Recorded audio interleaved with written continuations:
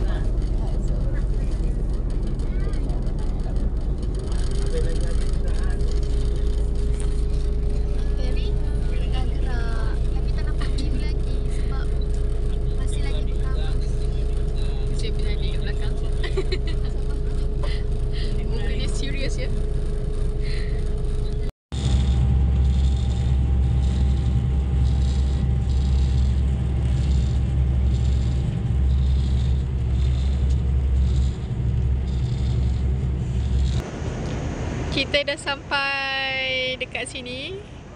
Ada ikan dalam ni. Terminal ferry Langkawi. Welcome to Langkawi. Kita dah sampai Langkawi. So kita nak keluar daripada jeti Langkawi. Mana orang-orang Langkawi ni? Kita orang dah sampai Langkawi.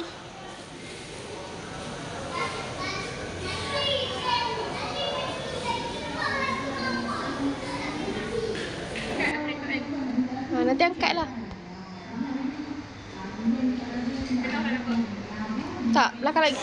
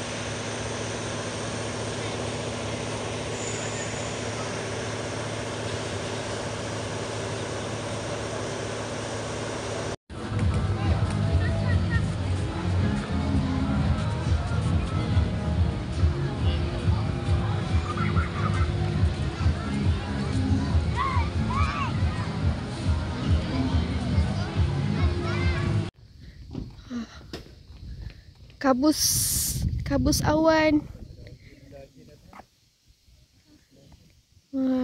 Kiranya angin kat sini kuatlah juga sebab awan tu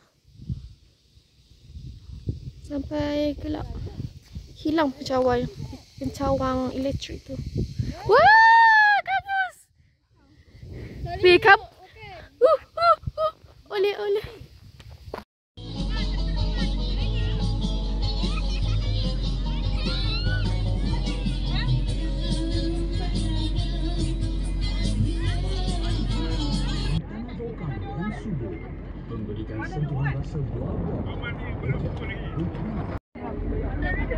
Pelan-pelan. Betul lah. Pijak. Pegang tali ha. Empat ya. Pegang tali tu. Empat ya. Tali pegang tali. Pegang tali ya Allah. Turun.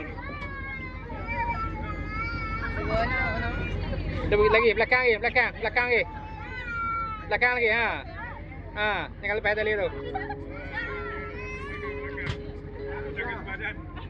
Sini. Kita nak makan. Mesti ada bilik hotel-hotel katil dengan view yang macam ini. Pula duduk best juga. Tak ada sedap.